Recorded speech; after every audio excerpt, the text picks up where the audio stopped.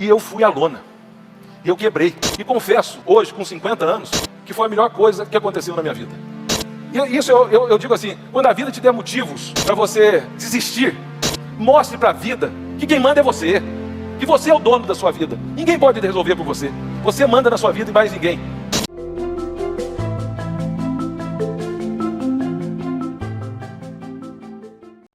Eu vou contar para vocês como a minha história começou. Eu nunca gostei de estudar. Eu sempre queria trabalhar. E aí eu fui, lavava carro, fui engraxate um dia só, porque o pessoal bateu em mim porque achava que eu não precisava ser engraxate, que estava roubando o serviço deles. Comprava garrafa, vendia jornal, limpava o quintal das pessoas, sempre bateu um dinheiro.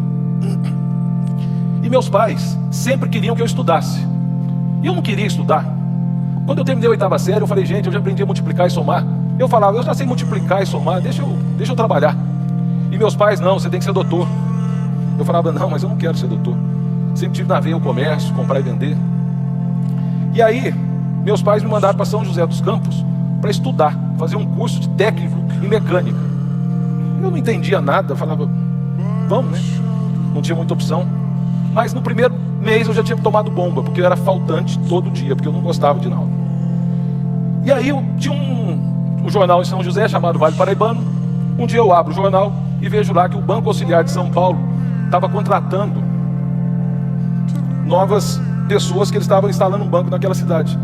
E eu, como a Mônica, eu sabia da datilografia, né? Porque eu tinha aprendido, eu gostava de aprender. E eu passei nos testes dos bancos. E o último teste meu foi falar com o gerente administrativo.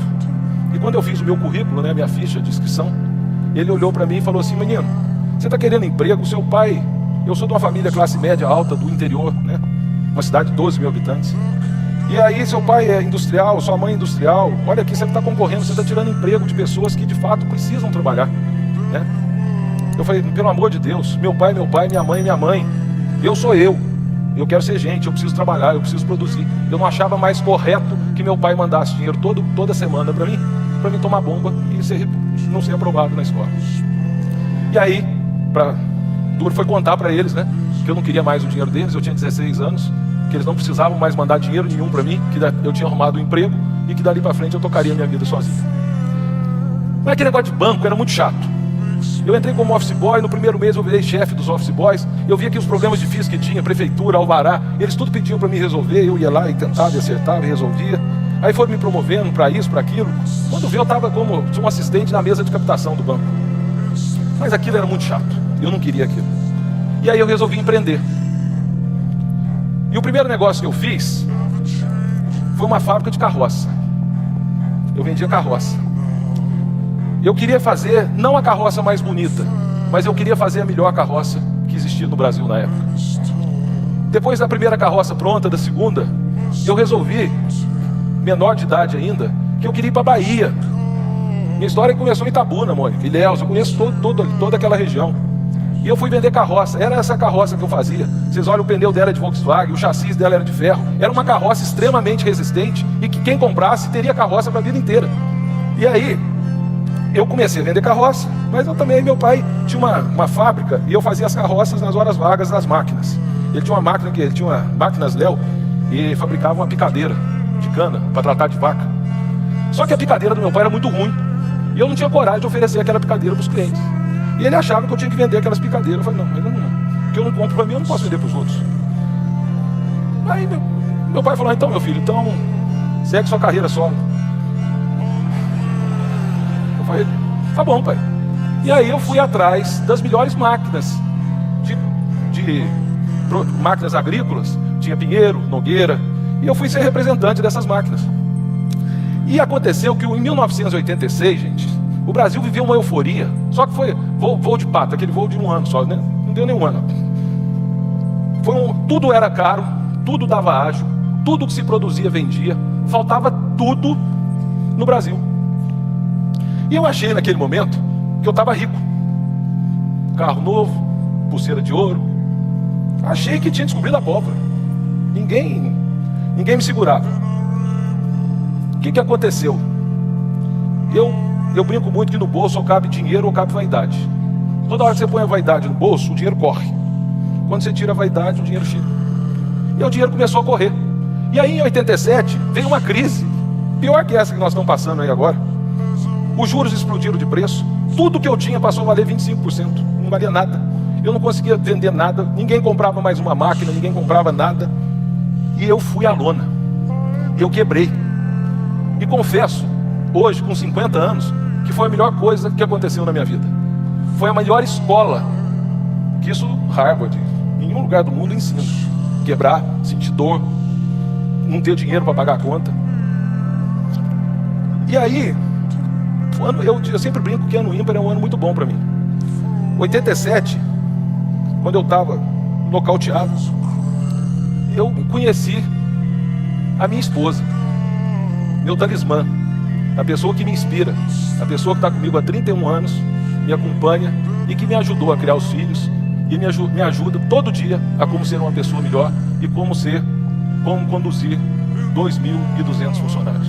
Eu falei para ela, não ia falar, eu estou quebrado. Eu omiti, eu não menti. Né? Eu acho, sempre sabe aquela coisa com 18 anos, você fala assim, não, amanhã vai ser melhor. Amanhã vai aparecer uma... E só porrada, Mas sempre acreditando e fazendo o melhor possível, né? E o que aconteceu? Quando foi em outubro de 87, sabe aquela loja que tinha 2 portas, uma já estava fechada? Fim de festa, fim de feira. O telefone quando tocava era alguém querendo cobrar, que eu estava devendo. E eu falava, danou-se, né? Agora não tem mais jeito. Me entra, mais ou menos igual o telefone, viu, Mateus? Quando tocou seu telefone lá daquela mulher americana lá. Me entra uma pessoa chamada Juarez. E a região nossa sempre teve muita granja. Era 25 granjas. E o Juarez tinha tido um infarte. O Juarez tinha uma granja de 30 mil galinhas. E ele virou para mim e falou, me compra a granja. Eu falei, que jeito, Juarez? Eu tô quebrado, você tá louco? Ele falou, não. E alugo a granja para você, que eu não tenho mais saúde para trabalhar. E você me compra as galinhas. Eu falei, opa, parece que agora... E eu tinha um caminhão financiado no consórcio Rodobense, tinha um carnê dessa grossura, assim, que eu não contava quantas prestações faltavam para não desanimar. Eu só via o... E eu falei, olha, eu tenho um caminhão, eu tenho um Uno aqui, financiado no Banco Fiat. Eu te dou isso aí, vamos embora. Ele falou, vamos. E aí eu falei, qual que é a conta caipira que eu fiz? Eu falei, olha, galinha bota todo dia. Porque na minha região as pessoas mais bem sucedidas eram tudo dono de granja. Se ela bota todo dia, eu vou ter dinheiro todo dia. Tendo dinheiro todo dia, eu vou acalmando os credores todo dia. E foi assim que eu fiz. E eu brinco hoje a gente tem 11 milhões e meio de galinha. É muita galinha. E eu brinco o seguinte, quando o pessoal hoje fala assim, não, mas ele é pequeno, eu falo, nunca desdenhe de um pequeno. Porque um dia eu fui muito pequeno. Eu era o menor granjeiro da região, todos achavam que não ia dar certo, e nós tornamos essa potência que nós somos hoje, que eu estou aqui representando 2.200 mantiqueirenses, colaboradores nossos, que estão lá dando dura e fazendo acontecer e alimentando o Brasil. E aí, eu comecei, agora eu pago as contas, né? Trabalhava de noite, vamos e vai, Rogéria me ajudando, ela ajudava a classificar ovo, ajudava a carregar galinha, aquela confusão, tudo muito pequeno. Um dia, o gerente de um banco, danado, viu? Eu estava devendo esse banco, não tinha dinheiro para pagar. Ele ligou pro meu sogro. Vocês estão rindo? Mas foi isso mesmo, ele ligou. Aí cheguei de noite, minha mulher, eu já tinha ficado noivo, esqueci de contar para vocês. Com 3 meses eu falei, não posso perder essa joia da cidade, né? Antes que ela saiba que eu tô quebrado, deixa eu ficar noivo aqui já para poder já ir ficando comprometido, né? E ela chegou, o olho chorando, falou assim, ó, acabou, não sou mais sua noiva. Você mentiu para mim. Foi mentira, não vou mentir. Você mentiu, você tá quebrado, você tá devendo, e eu não quero isso para mim, eu não aceito isso, eu não aceito cobrador na porta de casa. Eu falei, nossa senhora, eu não posso conversar. De jeito nenhum, porque ele era baixinho, Deus cortou no tamanho. A braveza cortou no tamanho. E aí, fui embora para casa, 1987, imagina, o uísque era old age, né? Tomei um litro daquele uísque. No outro dia chorava igual criança. Perdi meu talismã. No outro dia, o que acontece? Acordei de ressaca, com as mesmas contas, sem a namorada, sem a noiva. E agora complicou. E aí, quando vê, para minha felicidade, quem que chegou lá em casa? Cidadezinha pequena, 12 mil habitantes. Tocou a porta e era a Rogéria. Obrigado, Rogéria, daquele dia. Ela chegou lá em casa e falou assim, olha, não sou mais sua namorada, não sou mais sua noiva, mas sou sua amiga. Levanta dessa cama, eu vou te ajudar a trabalhar. Não conta comigo como noiva nem namorada, mas eu sou sua amiga. E aí, eu lembro que na época eu não tinha computador. Eu fui numa papelaria e comprei uma folha de papel ao maço pautado, que eu acho que os jovens aqui não conhecem. E ela era folha dupla. E ali eu sentei com a Rogéria, comprei uma caneta Bic vermelha e uma azul, porque na época não tinha marca-texto. E lá eu comecei a escrever todo mundo que eu devia. E eu lembro que lógico que eu comecei na primeira folha, eu colocava as contas pequenininhas, para poder, né, ir animando e mostrando para a Rogéria que eu estava melhorando de vida e pagando as contas e usando a caneta vermelha. Eu lembro que a primeira lista da folha era uma coalhada no bar do Galvão, que era na Rua 7, né? E aí eu fiz uma agenda de credores e eu ia com eles, ia pedindo ajuda, contando minha história. E assim eu fiz. Eu não tinha estoque de milho. Várias vezes eu dormia sem saber o que as 30 mil galinhas eu comia no outro dia. Deus foi tão bom para mim que as galinhas nunca deixaram de comer. Era para comer às 7, comia às 8h30, às 9, mas comia. E era uma coisa interessante. Eu sou muito grato. Eu acho que a gratidão é uma coisa que todo empreendedor tem que carregar no peito. Porque a ingratidão para mim é a maior falta de caráter que uma pessoa pode ter. E hoje eu estou muito feliz que eu tenho 3 pessoas aqui comigo que estão aqui na minha apresentação, que não sabiam que estariam aqui na minha apresentação, que é o Zé Mauro, levanta a mão, Zé Mauro, Raul Pinto, Joaquim do Milho. Zé Mauro nunca deixou faltar o concentrado para me tratar das galinhas, mesmo eu devendo para ele, o Miranda, que era o dono, o chefe dele, cobrando ele, rapaz, esse menino não vai pagar, você tá... E ele não deixava de vender. Joaquim do Milho era meu vizinho. Eu dormia sem ter o que dar para as galinhas, mas eu sabia que tinha um caminhãozinho carregado lá. Eu sabia que no outro dia eu podia pagar um pouquinho mais caro, mas ele não ia deixar a corrente quebrar. E o Raul Pinto, que esse aí foi um puta parceiro. Esse aí, ele me emprestava o nome dele. O Raul assinou mais de 50 promissórias em branco, que hoje que eu tenho patrimônio, Raul, eu sei da responsabilidade que você tinha na época.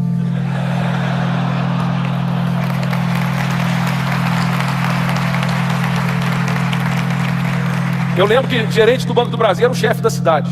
Então chegava gerente novo, eu falava assim, meu avalista é o Raul, e pode me dar a promissória em branco aí que ele assina. Os caras falavam, não é possível, eu levava a promissória, ele não me perguntava o que eu estava pegando, o que eu estava fazendo, assinava. E aí eu ia conseguindo crédito. Rogério era uma puta parceira. Eu lembro que um dia eu falei, eu tinha dado um cheque sem fundo e tinha até meio-dia para cobrir. E naquela época não tinha TED, não tinha DOC, a gente precisava, né, era dinheiro ou o cheque da agência. E eu precisava cobrir a conta. Falei, hoje danou-se. Encontrei a Rogéria. Falei, Rogéria, hoje deu zebra. Ela de jalequinho branco. Ela tinha acabado de vender a clínica de fisioterapia dela com o cheque da PAI do Banco do Brasil. Foi e salvou a lavoura. Ela só fez assim, ó, toma. E aí, gente, eu tive 2 momentos muito difíceis da minha vida. Nós tínhamos uns granjeiros que nos protegiam, que eram os granjeiros menores. E uma vez eu fui pegar um milho emprestado deles. E a gente emprestava um pro outro, sabe aquela coisa de pobre? Um vai emprestando, vai comendo e um me emprestou o milho, sem ele saber, lógico, o milho estava contaminado.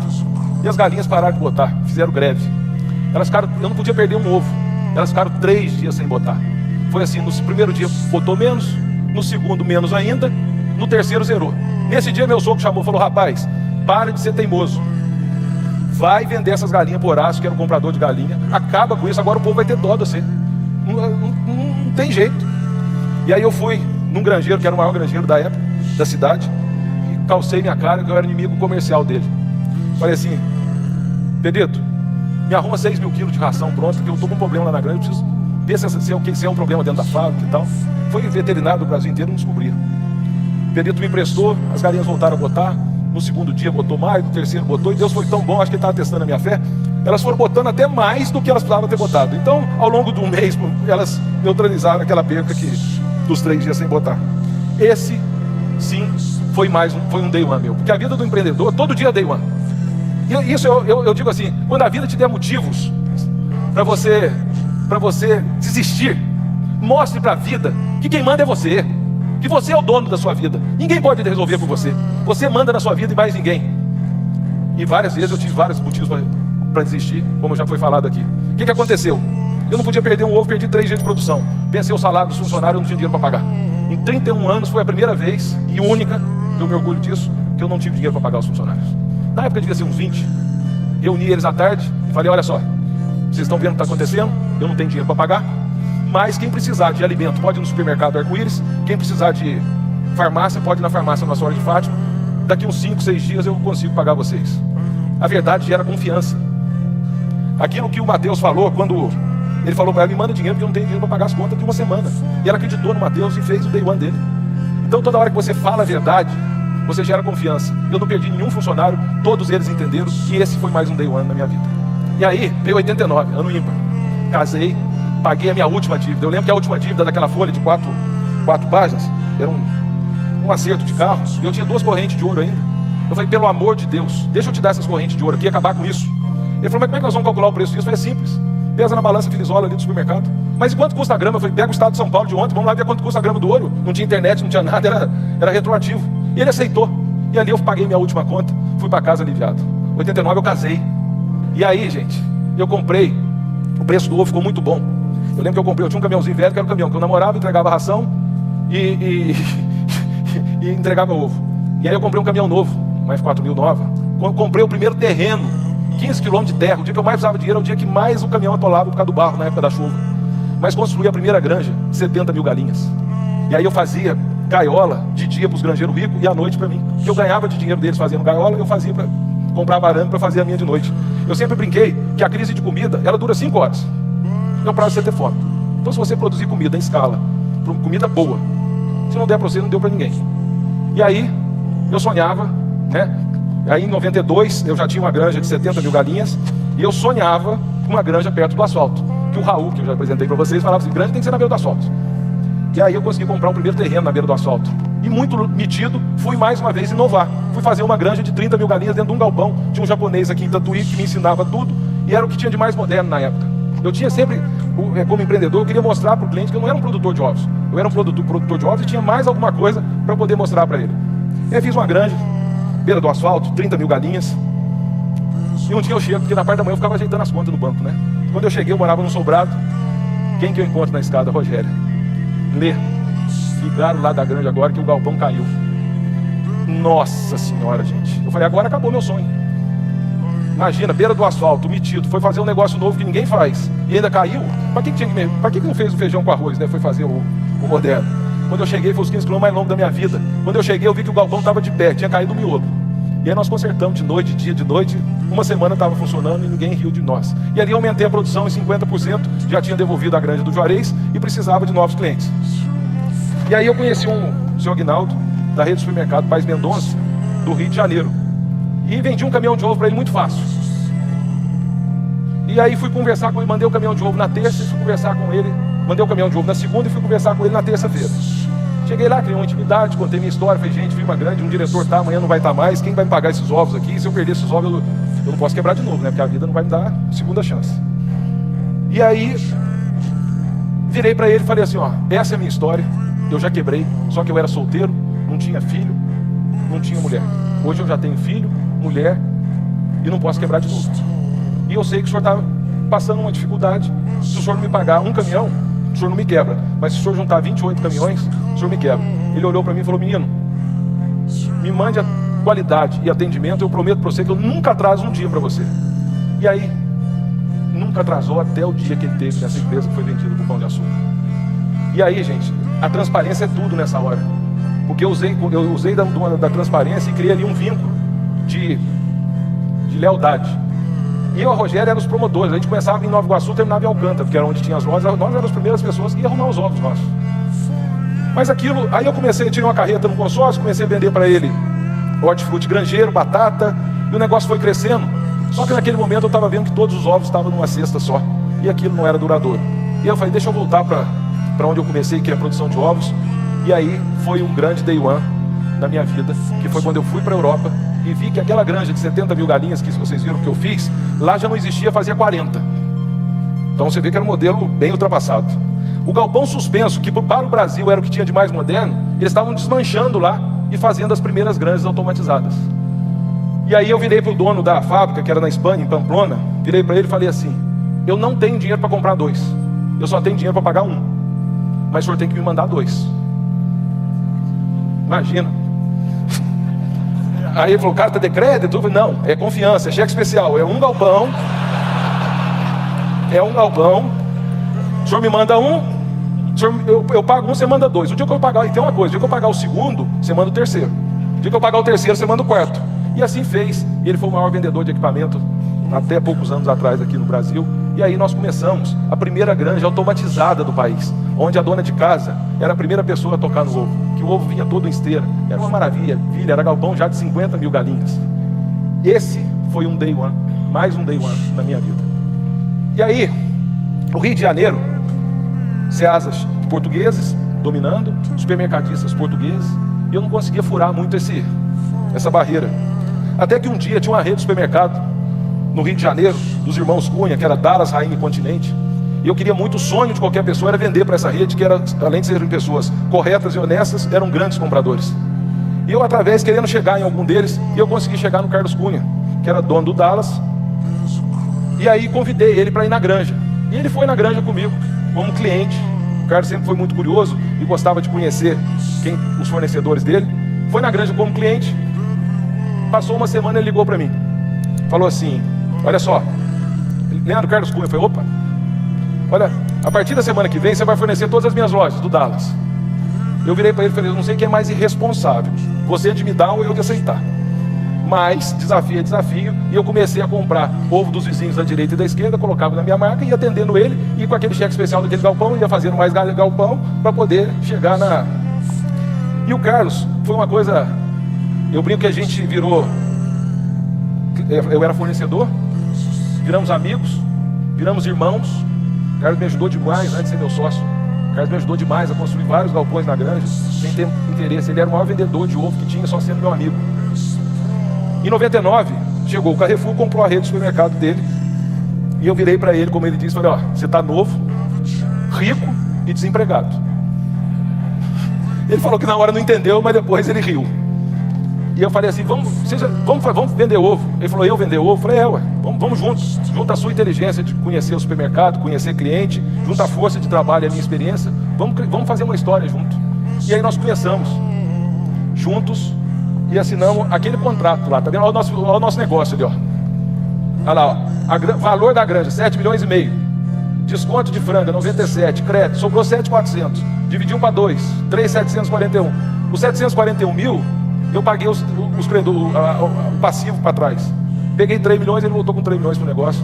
E nós fizemos hoje a maior granja do Brasil, a maior da América do Sul, a terceira da América Latina e a 12ª do mundo. Foi desse papel aí, de confiança entre duas pessoas, que lembra que eu falei da asa do avião? Eu sou uma, ele é outra. Foi de um papel assim que nasceu essa empresa.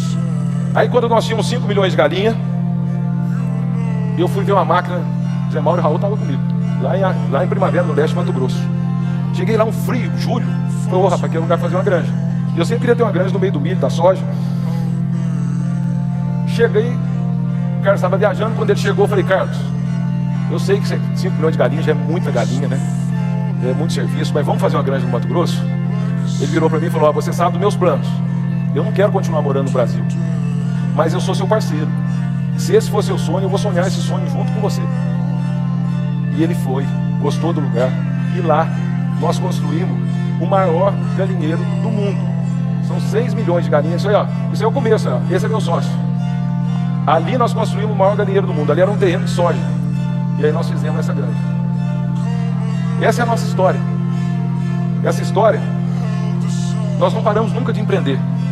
E nós estamos fazendo um ovo com marca, né? Então a gente faz um ovo todo dia com commodity, tirando o ovo de commodity e fazendo que esse ovo tem marca. Esse ovo é mantiqueira. A gente tem todas as certificações do bem-estar animal. Nós temos todas as licenças para operar. E a gente procura todo dia levar alimento saudável para a casa das pessoas. Todo dia a gente produz 6 milhões e meio de ovos por dia. E aí, gente, eu não fiz nada disso sozinho. Eu quero contar uma coisa rapidinho para vocês, meu tempo já está estourando, que é o seguinte. Primeira coisa, que eu acho que é o primeiro grande aprendizado que eu tive na minha vida, eu era novinho, devia ter uns 13 anos, eu vim aqui em São Paulo, pegar um tecido para minha mãe, numa fábrica aqui perto da Dutra. Quando eu escuto um barulho, era um helicóptero chegando. Imagina, eu gostava de levar o pessoal que ia viajar para fora para ficar vendo o avião pousar e descer. Imagina um helicóptero 37 anos atrás, era coisa. Hoje o helicóptero é até chato, até o barulho irrita a gente, né? Mas naquela época era uma novidade. E aí eu virei para o porteiro dessa fábrica, que eu lembro que ele era um nordestino. Eu falei: moço, de quem que é esse helicóptero? Ele virou e falou assim: é do dono. Eu virei para ele e falei assim: nossa, eu queria ser filho desse dono. Ele virou para mim e falou assim: menino, queira ser filho de ninguém não, queira ser você. Talvez ali foi um dos maiores ensinamentos, porque as pessoas querem ter para ser. Eu acho que o grande lance é ser para ter.